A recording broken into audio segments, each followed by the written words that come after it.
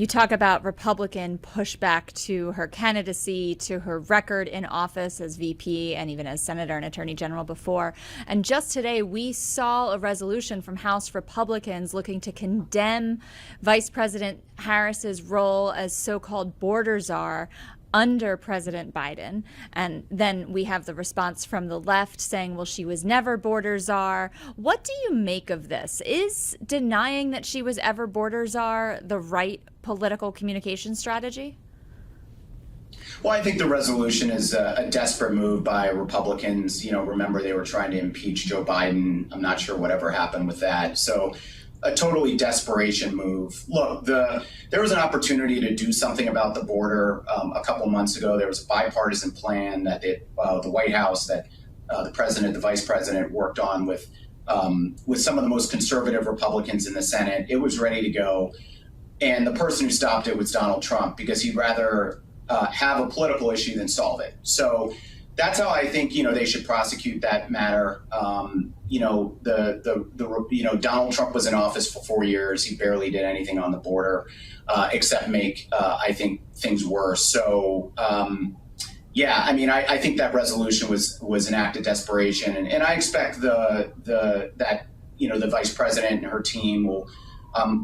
They should go on the offense on sort of talking about what her position is and not let herself get defined by Republicans on that, because there was an opportunity to do something on the border very recently with a bipartisan bill, and Trump blocked it. So I know you say it's politicking for the House to release this resolution, but immigration and the border is a major issue for many voters. If we are still talking about this border czar issue in a week, if we're still engaging in this political tit for tat where Republicans are saying that was her job and Democrats are saying no, it was never her job, is that a good thing if this is still in the news cycle 10, 12, 14, 16 days from now?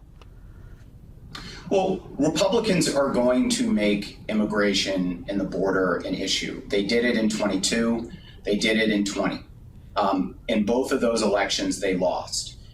I worked on Senator Mark Kelly's reelect campaign in 22. And one of the things that we did early on was to make sure people understood the senator's position on the border. This issue came up in a special election in New York. Tom Suozzi, which he won against a Republican, and they went after him on the border.